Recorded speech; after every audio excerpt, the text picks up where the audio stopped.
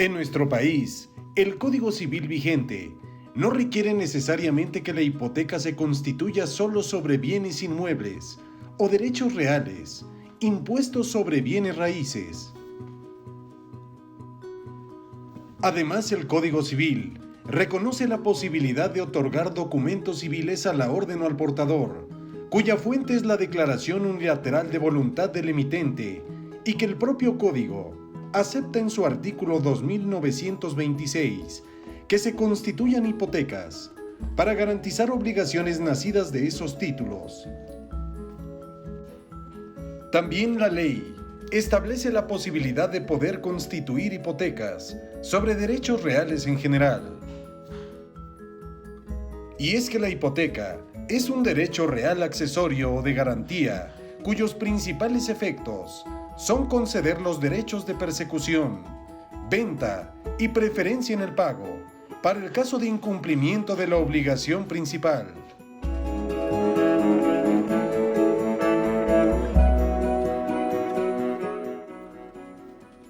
La hipoteca es una institución jurídica que nos viene desde el derecho griego, en donde tomó su nombre, aun cuando algunos autores opinan que es una institución de origen judío. En el derecho griego, la hipoteca significaba la prenda de un bien inmueble para garantizar el cumplimiento de una obligación y tenía por consiguiente la desventaja de que desposeía al deudor de la finca, motivo por el cual los romanos la perfeccionaron al darle el carácter de un derecho real constituido sobre bienes muebles o inmuebles que no se entregaban al acreedor para garantizar el cumplimiento de una obligación y su preferencia en el pago. Entonces, en la hipoteca romana, el deudor podía conservar el bien hipotecado y, no obstante ello, constituía una plena garantía real, y fue el paso fundamental para permitir que la hipoteca se convirtiera en el medio más eficaz, inteligente y auxiliar del crédito, a la vez que el recurso económico más ventajoso para que un deudor pudiera seguir explotando el bien objeto de la garantía. En el derecho griego, la hipoteca tenía por consiguiente características semejantes a la anticresis, y en esta, el deudor entrega a su acreedor una finca para la garantía de su deuda, facultando al mismo tiempo para disfrutarla por cuenta de los intereses debidos y del capital, o solo del capital, si no se pactaron intereses. La evolución en el derecho romano respecto a la hipoteca no trajo consigo la desaparición de la anticresis, que se mantuvo sobre todo para aquellos casos en que el acreedor, por estar destinada a la finca, objeto de la misma a la agricultura, deseaba retener la garantía en su poder, explotando la cosa y amortizando réditos y capital con sus frutos. Entonces, en el derecho romano, la hipoteca se caracterizó como un derecho real, constituido sobre bienes muebles e inmuebles, para garantizar una obligación principal, sin desposesión al deudor de la cosa gravada, concediendo además un derecho de persecución, venta y preferencia en el pago, característica de este derecho, que es de acuerdo con la naturaleza accesoria de la hipoteca, ya que para los romanos, conforme a su sistema jurídico, en cuanto a las obligaciones, todo gira alrededor del deudor y de la obligación principal.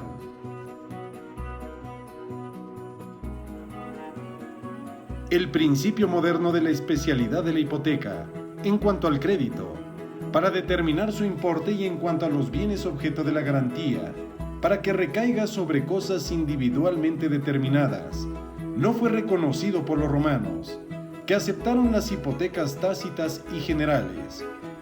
Pues bien, la hipoteca general abarcaba todo el patrimonio del deudor, y admitieron las hipotecas legales constituidas independientemente de la voluntad del dueño de la cosa, por un simple mandato legislativo.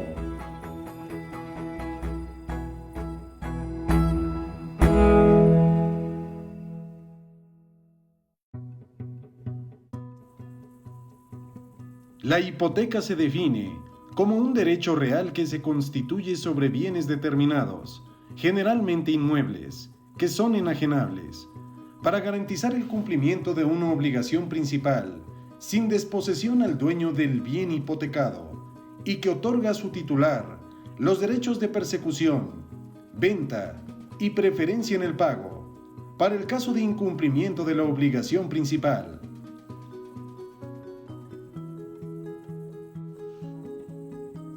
La hipoteca, además de ser un contrato, es un derecho real.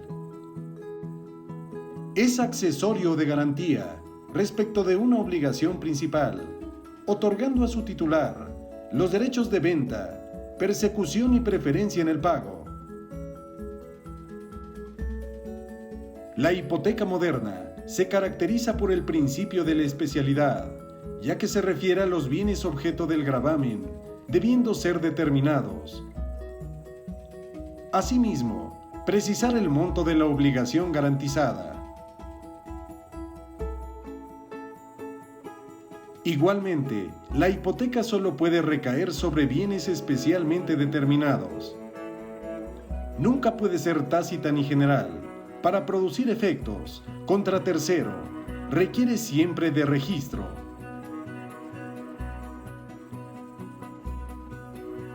El fin de la hipoteca es poder exigir la venta de los bienes hipotecados en caso de incumplimiento de la obligación principal.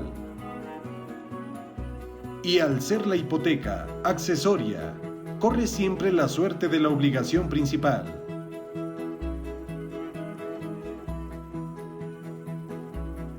La hipoteca puede nacer antes de la obligación principal, ya que puede existir lo accesorio anticipándose a lo principal, y la hipoteca puede separarse del crédito, pudiendo sobrevivir al crédito.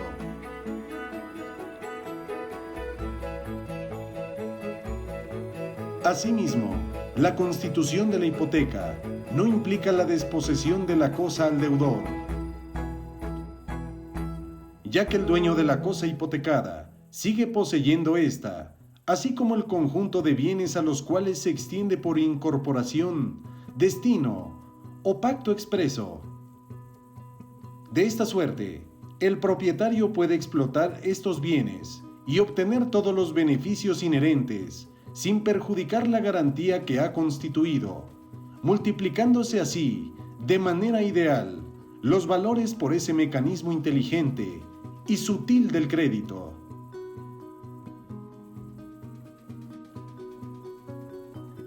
De la misma forma, la hipoteca concede acciones persecutorias, de venta y de preferencia en el pago.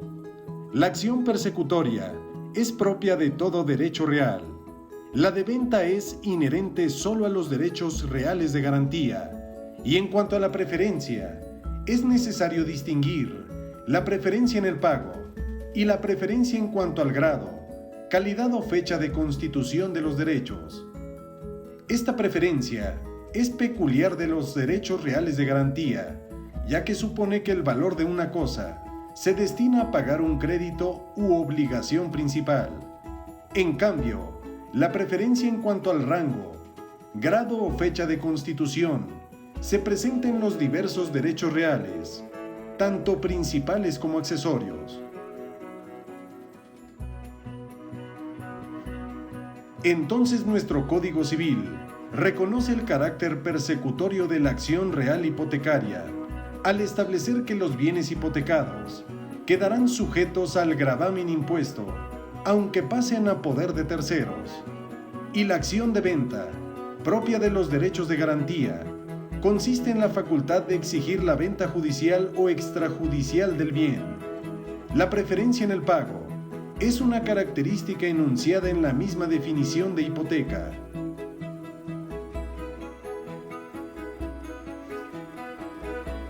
También la hipoteca puede ser concebida como una garantía real, constituida sobre bienes que no se entregan al acreedor, y que otorga el derecho a éste, en caso de incumplimiento de la obligación garantizada, a ser pagado con el valor de los bienes, en el grado de preferencia establecido por la ley.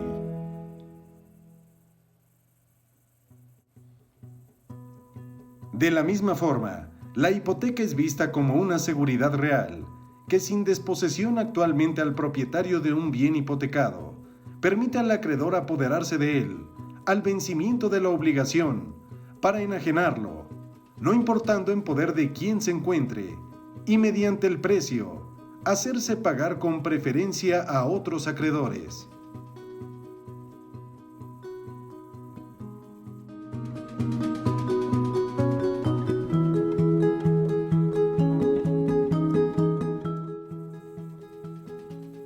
En nuestro código vigente, al referirse a la hipoteca sobre derechos reales, no se exige que estos recaigan sobre bienes raíces o inmuebles en general. La hipoteca solo puede recaer sobre inmuebles ciertos y determinados, o sobre los derechos reales que en ellos estén constituidos. También, solo podrá recaer sobre bienes especialmente determinados. Y constituida la hipoteca sobre derechos reales, solo durará mientras estos subsistan.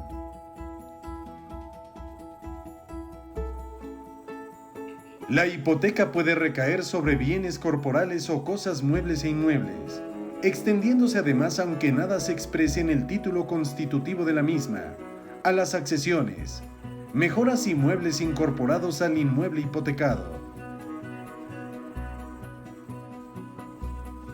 La hipoteca se extiende a las accesiones naturales del bien hipotecado, sin necesidad de pacto expreso, y por ministerio de ley, comprendiendo la hipoteca dichas accesiones, disponiéndose asimismo en la ley. También comprende formas de accesión artificial, al extenderse a los nuevos pisos o construcciones que se hicieren en la finca hipotecada. Ello debe entenderse, que también la hipoteca se extiende, aunque no se exprese, a los nuevos edificios que el propietario construya sobre el terreno hipotecado y a los nuevos pisos que levanten sobre los edificios ya hipotecados.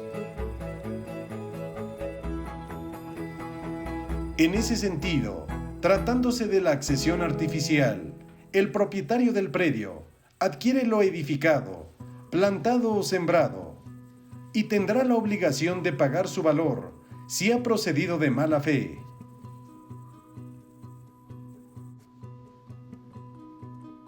El dueño del terreno puede adquirir la obra sin indemnización alguna, dada la mala fe del constructor, o bien puede exigir la demolición de la cosa y la reposición de las cosas a su estado primitivo, a costa del edificador.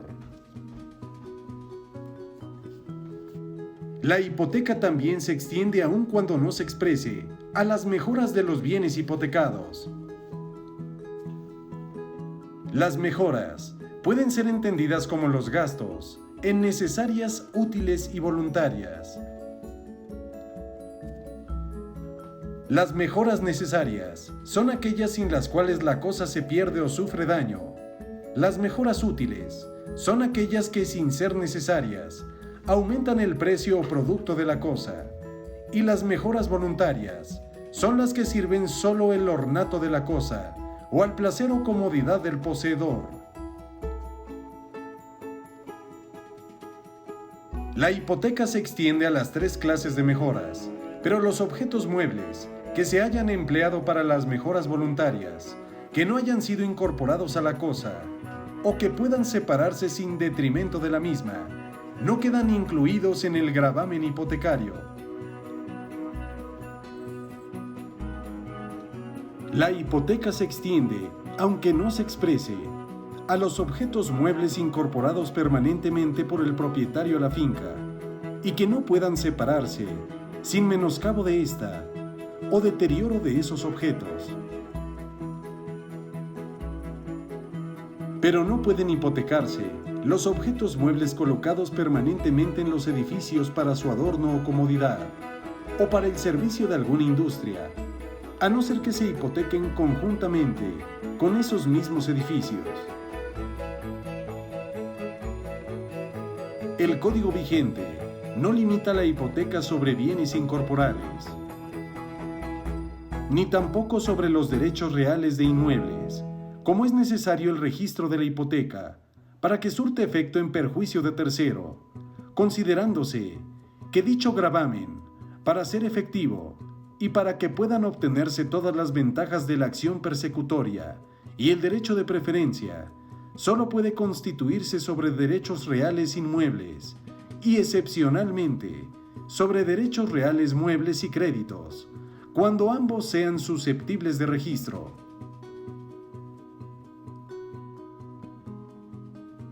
También puede hipotecarse la nuda propiedad, en cuyo caso, si el usufructo se consolida con ella en la persona del propietario, la hipoteca se extenderá al mismo usufructo, si así se pactó. La hipoteca constituida sobre derechos reales solo dura mientras estos subsistan.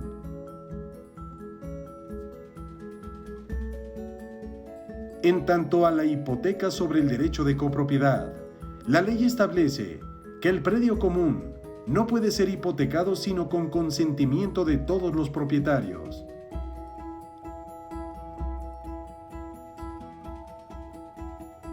Los principales casos de hipoteca sobre derechos reales pueden presentarse en los siguientes casos: sobre el derecho de copropiedad, sobre el usufructo, sobre la nuda propiedad, la hipoteca de las servidumbres, la hipoteca de la posesión en la tesis que afirma que es un derecho real y, por último, la hipoteca de una herencia.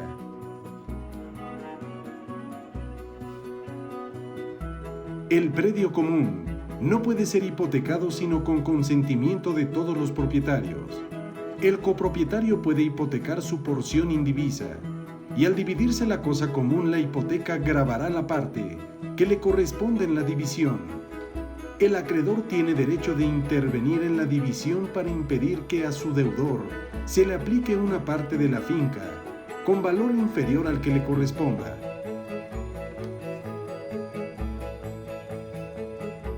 El derecho real de usufructo, constituido sobre bienes inmuebles, es susceptible de hipotecarse.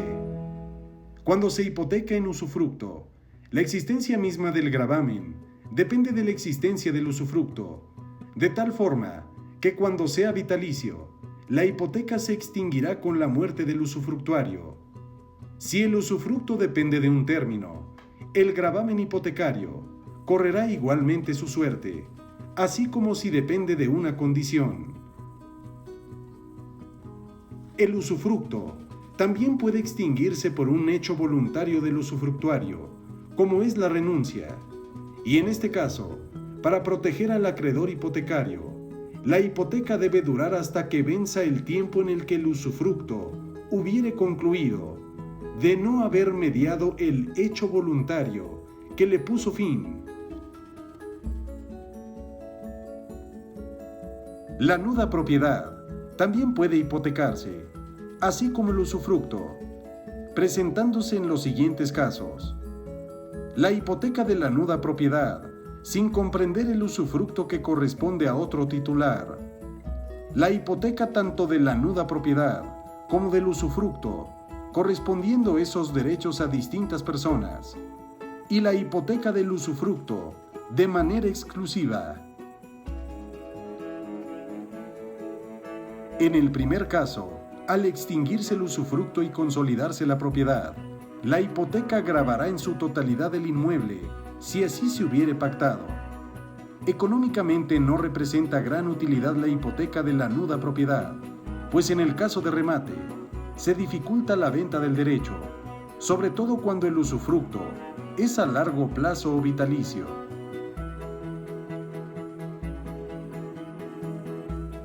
En la hipoteca de hipoteca, el gravamen se constituye conforme a la ley anterior, exclusivamente sobre el derecho real hipotecario, comprendiendo solo el derecho accesorio, y no el derecho de crédito que garantiza que es el principal.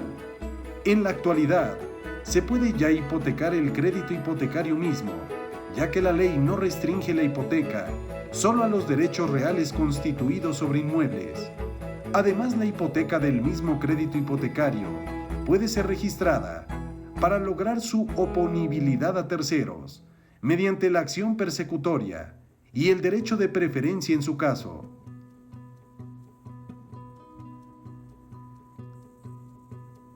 Las servidumbres son derechos reales sobre predios que no pueden ser hipotecadas separadamente del fondo dominante.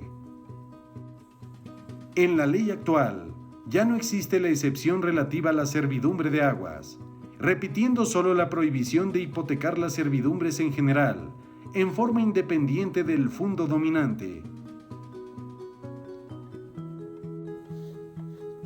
En la tesis que afirma que la posesión es un derecho real, es indiscutible que recayendo sobre bienes inmuebles y siendo además susceptible de registro, puede hipotecarse la hipoteca de la posesión. La posesión es un simple hecho que tiene consecuencias jurídicas y es evidente que como tal hecho no puede ser materia de una hipoteca. Nuestro código actual define a la posesión como un poder de hecho sobre las cosas o como el goce efectivo de los derechos, y es poseedor de una cosa el que ejerce sobre ella un poder de hecho, salvo lo dispuesto en la ley. Posee un derecho el que goza de él. En consecuencia, la posesión en la ley vigente se caracteriza como un hecho y se puede definir como un poder físico que se ejerce en forma directa y exclusiva sobre una cosa para aprovecharla total o parcialmente, o para su custodia, como consecuencia del goce efectivo de un derecho real o personal, o de una situación contraria a derecho. De esta suerte, la posesión es un poder físico y no un poder jurídico, aunque puede serlo, pero no necesita esa calificación para existir. Este poder físico de la posesión es generalmente un poder jurídico, sancionado y reconocido por el derecho, pero puede ser un poder de hecho, simplemente económico o ilícito, nacido de un delito, como en el robo o el despojo. Por ello se concluye que basta tener la posesión de la cosa y el derecho de propiedad inscrito en el registro público de la propiedad para poder hipotecar, aun cuando el título sea subjetivamente válido. Pero en ese caso, si se llega a declarar la nulidad del título y se comprueba que se hipotecó una cosa ajena, la hipoteca estará afectada de nulidad, ya que la inscripción no convalida los actos o contratos que sean nulos, con arreglo a la ley.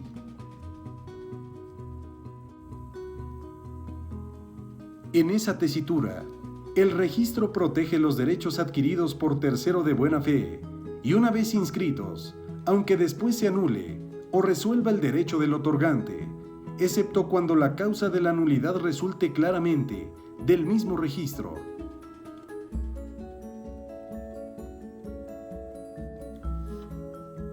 En el Código actual, se regula la posibilidad de registrar una posesión sobre bienes inmuebles que sea apta para prescribir y que los mismos no se encuentren inscritos en el registro a favor de persona alguna.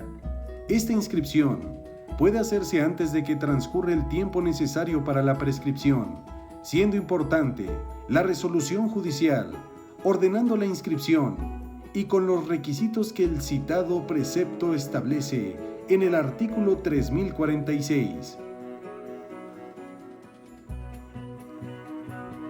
Por acciones reales, deben reclamarse la herencia, los derechos reales o la declaración de libertad de gravámenes. En consecuencia, se considera que la herencia como universalidad jurídica se reclama por una acción real, lo que implica considerar que la misma es un derecho real. La herencia es la sucesión de todos los bienes del difunto y en todos sus derechos y obligaciones que no se extinguieron por la muerte. Conforme a este principio, la herencia es la sucesión del patrimonio del difunto y comprende todos los derechos reales y personales que no se extinguieron por la muerte. Al ser una universalidad jurídica, abarca la principal parte del patrimonio, y esta universalidad se encuentra constituida por un activo, integrado por derechos reales y personales, así como por un pasivo, constituido por deudas u obligaciones del decuyus.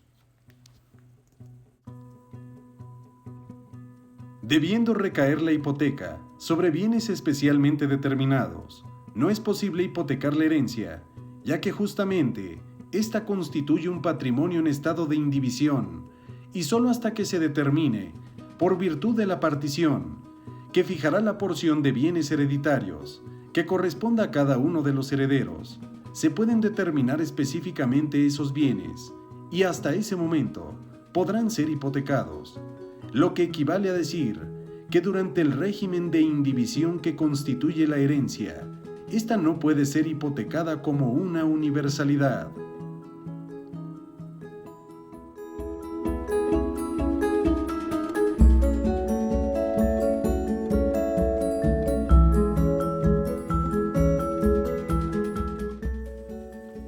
Las características de la hipoteca son las siguientes. Tiene una naturaleza accesoria.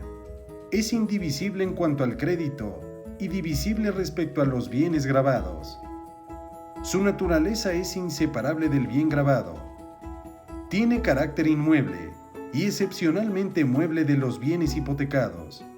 Su aspecto es especial y expreso, y su constitución pública debe ser a través de la inscripción en el registro público de la propiedad, para que surte efectos respecto de terceros.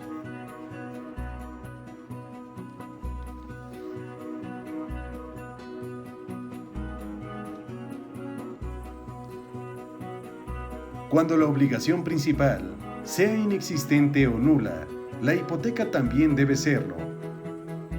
Esto deriva de la relación accesoria, debiendo seguir en todas sus modalidades a la de la principal, durante su vida o funcionamiento, así como cuando esta última se extinga, lo que motivará la extinción de la hipoteca.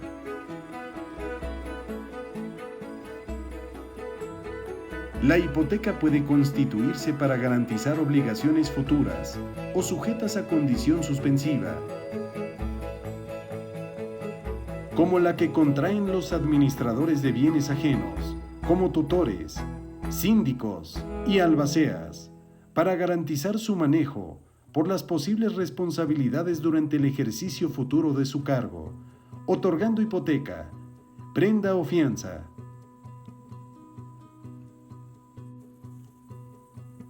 Cuando un tercero constituya garantía hipotecaria para garantizar una deuda de otra persona, o cuando el deudor enajene el bien gravado, de tal suerte que en uno y en otro caso, el sujeto pasivo de la obligación principal es distinto del sujeto pasivo de la obligación real hipotecaria, solo existirá una desvinculación entre la hipoteca y el crédito relativamente a los sujetos pasivos de ambos.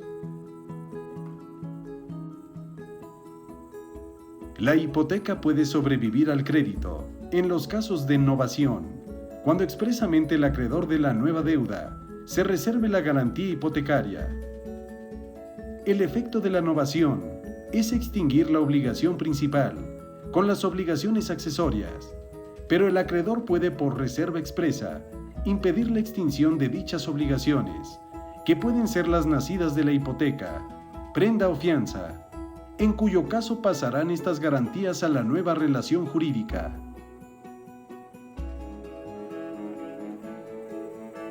La hipoteca actualmente es divisible por disposición de la ley en cuanto a los bienes gravados e indivisible por naturaleza en cuanto al crédito.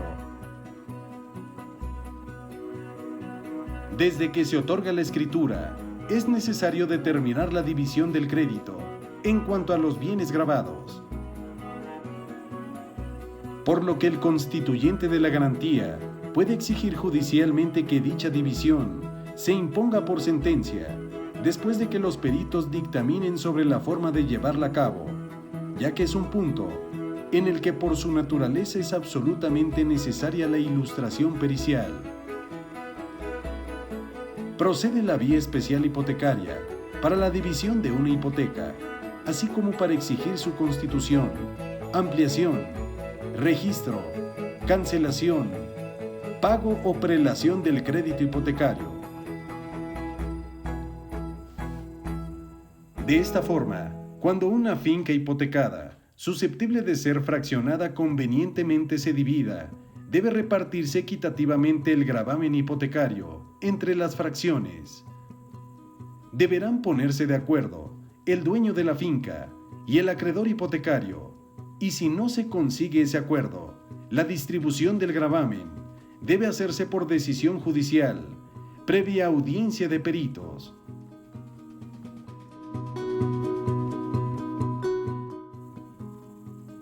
El carácter indivisible en cuanto al crédito significa que aun cuando éste se reduzca por pagos parciales, la hipoteca continúa íntegramente sobre el bien afectado. En caso de incumplimiento de la obligación garantizada, si se reduce la hipoteca, existe una imposibilidad para que el acreedor ejercite su acción de venta, ya que en la subasta no se podría desgajar el edificio o construcción para enajenar solo la parte afectada. La hipoteca como derecho real accesorio constituye un gravamen inseparable del bien, como las servidumbres, es decir, como consecuencia también del carácter persecutorio de la acción real y de la naturaleza oponible del gravamen respecto a terceros. La hipoteca gravitará siempre sobre el inmueble, a pesar de las sucesivas enajenaciones que hubiere respecto al mismo. En el derecho romano, la hipoteca se constituía tanto sobre bienes muebles como inmuebles. Pero la ley vigente no requiere que los bienes sean inmuebles para que sobre ellos pueda constituir la hipoteca, ya que la hipoteca es una garantía sobre bienes. Además, deben de recaer sobre bienes determinados, ya que la hipoteca nunca puede ser tácita ni general.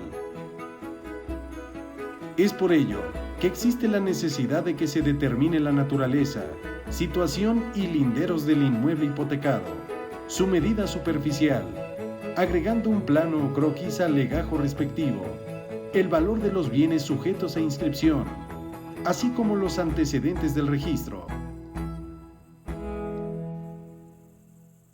El régimen de publicidad indispensable, también de la hipoteca moderna, descansa a su vez en el principio de determinación y especialidad del gravamen, de tal suerte que todo el sistema observado en cuanto al registro o inscripción de la hipoteca, así como en cuanto a los efectos para terceros, no puede llevarse a cabo si no existe la determinación y especialidad de la hipoteca.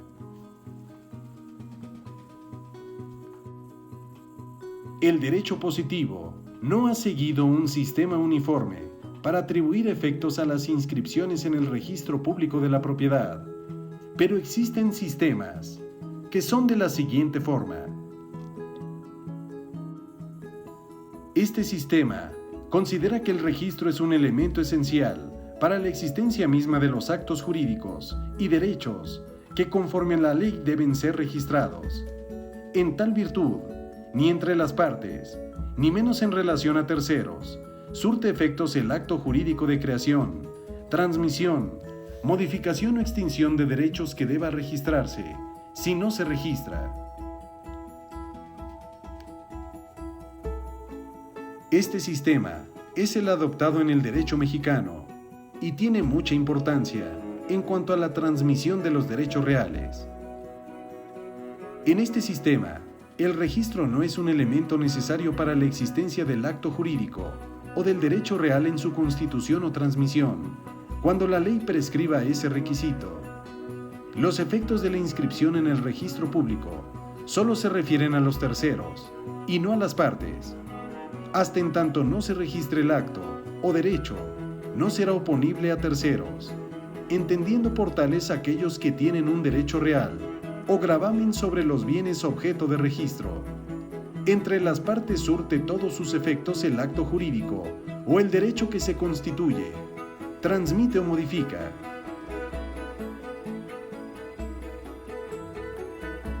Mientras que este sistema tiene por objeto que el registro ponga en conocimiento de la colectividad los gravámenes o derechos reales que afecten a los bienes inmuebles, así como todos los actos jurídicos que impliquen enajenación o transferencia de esos derechos. Los actos o derechos existen independientemente del registro, de tal forma que este no es un elemento esencial para que surtan efectos entre las partes, pero sí para que perjudiquen a terceros, sin que la inscripción convalide los actos o contratos afectados de nulidad. La hipoteca necesita ser inscrita para que surte efectos contra terceros,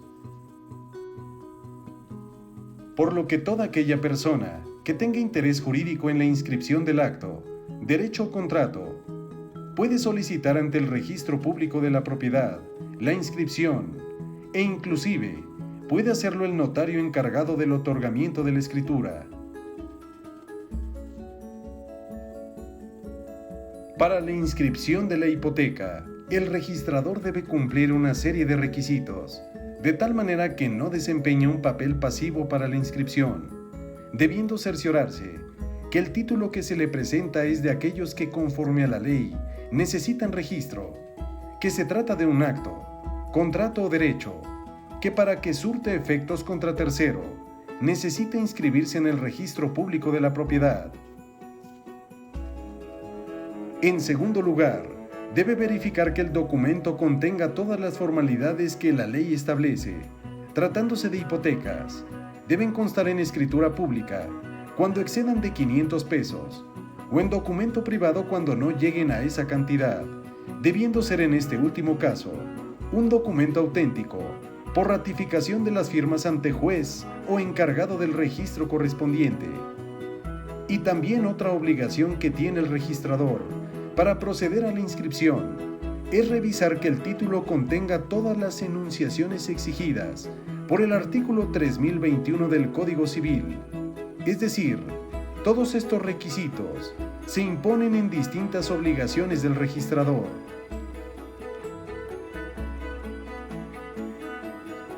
En la ley actual, la obligación del registrador de indemnizar por los daños y perjuicios que se lleguen a causar surgirá cuando haga una inscripción indebida, una inscripción que no reúna los requisitos mencionados. La hipoteca puede constituirse por contrato, testamento, acto unilateral o por disposición de la ley. Las tres primeras formas dan lugar a la hipoteca voluntaria, mientras que la última es la necesaria o legal.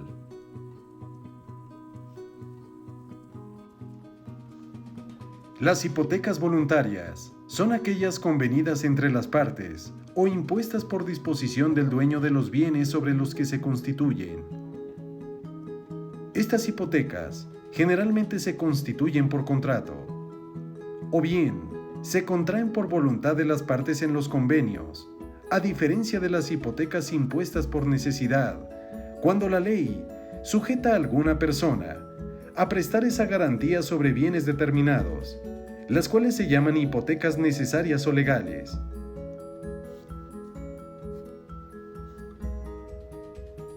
También las hipotecas pueden constituirse por acto unilateral o por disposición del dueño de los bienes sobre las cuales se constituye el gravamen, admitiéndose las hipotecas constituidas por testamento y declaración unilateral, que surtirán sus efectos durante la vida del emitente.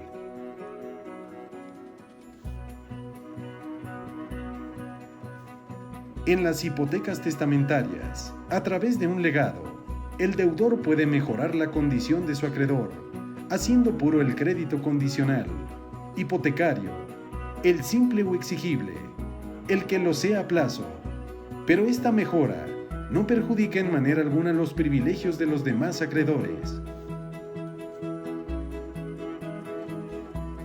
En las hipotecas voluntarias, son elementos esenciales la manifestación de voluntad, el consentimiento en las constituidas por contrato y el objeto jurídica y físicamente posible, es decir, que el bien existe en la naturaleza, sea determinado y se encuentre dentro del comercio. La cosa objeto del contrato debe existir en la naturaleza, ser determinada o determinable en cuanto a su especie y también encontrarse dentro del comercio. En caso contrario, la hipoteca será inexistente por imposibilidad jurídica. En cuanto a los elementos de validez en la hipoteca, existe la forma y la capacidad, en virtud de que tienen características especiales. También debe ser lícito el objeto, fin o condición, tanto del contrato como del acto unilateral constitutivo del gravamen. La constitución de una hipoteca se encuentra minuciosamente reglamentada, tanto en lo que se refiere a los documentos necesarios para la validez de la misma, como en todo lo relativo a los requisitos de inscripción en el registro público de la propiedad. Las hipotecas necesarias son aquellas que tienen obligación de otorgar las personas que administran bienes ajenos para responder de la administración de los mismos, o bien aquellas hipotecas que debe otorgar el deudor al acreedor para asegurar ciertas deudas.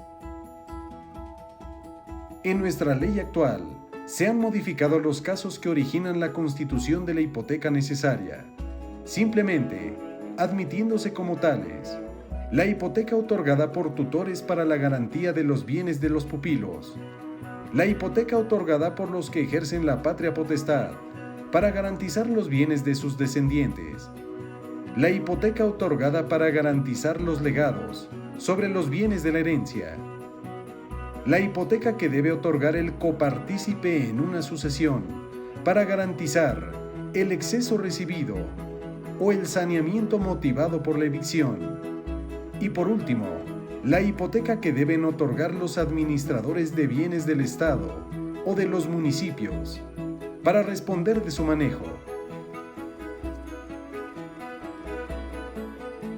En cuanto a la hipoteca, como derecho real de garantía, es indiscutible que el acto jurídico unilateral, por sí solo, es bastante para generar el derecho, independientemente de la voluntad del acreedor o la del deudor, cuando el gravamen se otorgue para garantizar una deuda ajena, cosa que puede llevarse a cabo en contra de la voluntad del obligado.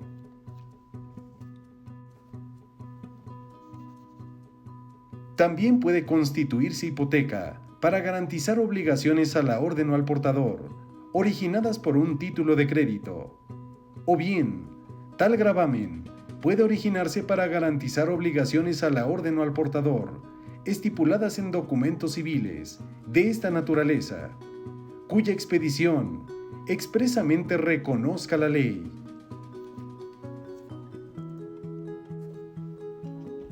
La cédula hipotecaria tiene las características de un documento nominativo o a la orden, en el cual se hacen constar los datos esenciales de la hipoteca, añadiéndose a la cédula el documento original, en el cual consta la obligación garantizada. Asimismo, en los casos en que ésta proviene de un contrato, basta con hacer un extracto en el que se consigne lo esencial de la obligación. Conforme al artículo 14 de la Ley General de Títulos y Operaciones de Crédito, los documentos y actos, a los cuales se refiere la ley, solo pueden producir los efectos previstos en la misma, cuando contengan las menciones y llenen los requisitos señalados por el texto legal, y que ésta no presuma, expresamente, ya que la omisión de tales menciones y requisitos no afecta la validez del negocio jurídico que dio origen al documento o al acto jurídico. Conforme al Código Civil vigente, se pueden expedir verdaderas cédulas hipotecarias en forma semejante a las del derecho alemán, es decir, por la totalidad de la prestación garantizada, con la circunstancia de que estos documentos pueden ser a la orden o al portador, transfiriéndose sin que sea menester la notificación al deudor ni al propio registro.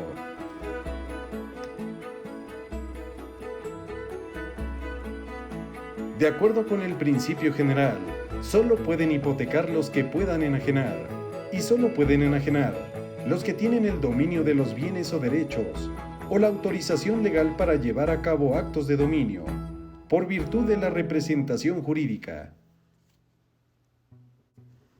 Es por ello que ninguno puede hipotecar sino lo que es de su propiedad, ya que la hipoteca de cosa ajena es nula, y el vendedor o constituyente de la hipoteca es responsable de los daños y perjuicios si procede con dolo o mala fe, debiendo tenerse en cuenta lo que se establece en el título relativo al registro público para los adquirentes de buena fe.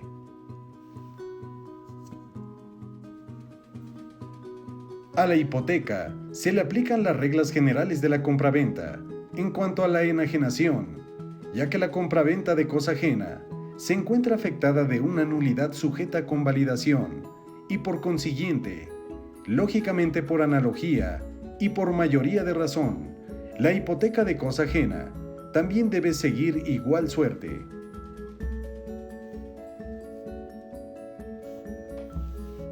La hipoteca constituida por el heredero aparente es aquella en la cual entra en posesión de la herencia de buena fe y posteriormente por declararse su incapacidad o la nulidad o caducidad del testamento, pierde esa herencia.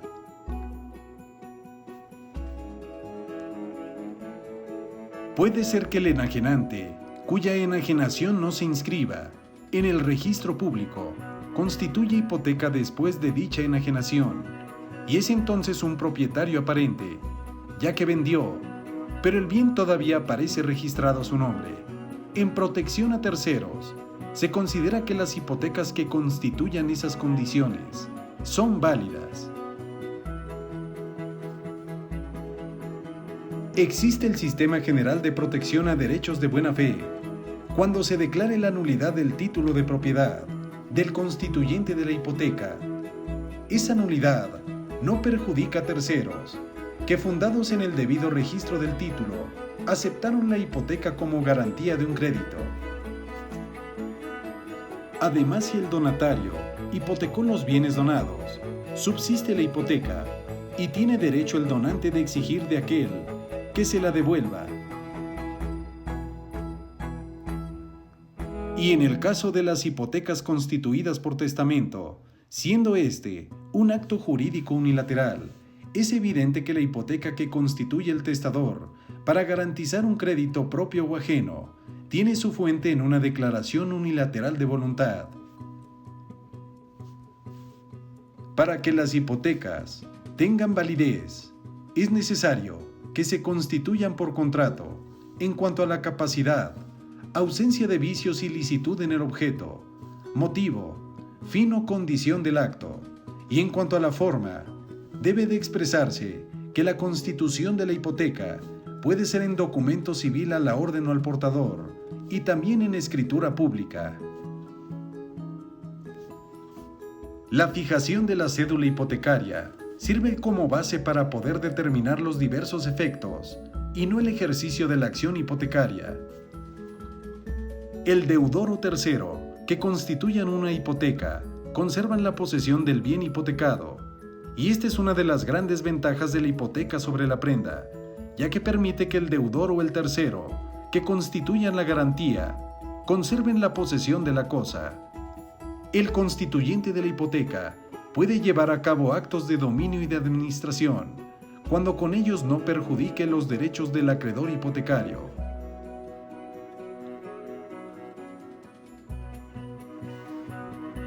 Además, el que hipoteca puede enajenar total o parcialmente la cosa, pero no puede ejecutar en ella transformaciones o modificaciones que impliquen un demérito en la misma.